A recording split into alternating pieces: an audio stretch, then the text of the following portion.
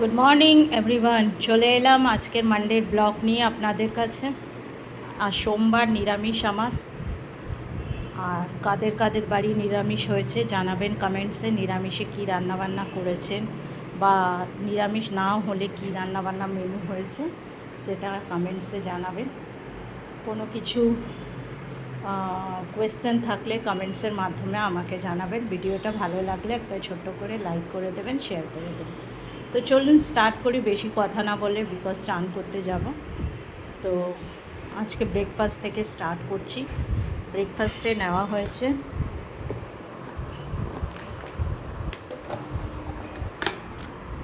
পরোটা, এই যে পরোটা আর ভেন্ডি আলু ভাজা, পোস্ত দিয়ে ভেন্ডি আলু ভাজা আর পরোটা, এটা আমার ব্রেকফাস্ট। আর লাঞ্চে নিয়েছি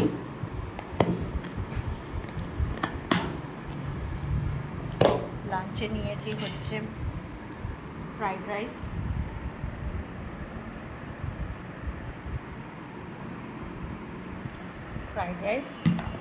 আর তার সাথে নিয়েছি হচ্ছে কষা আলুর দম।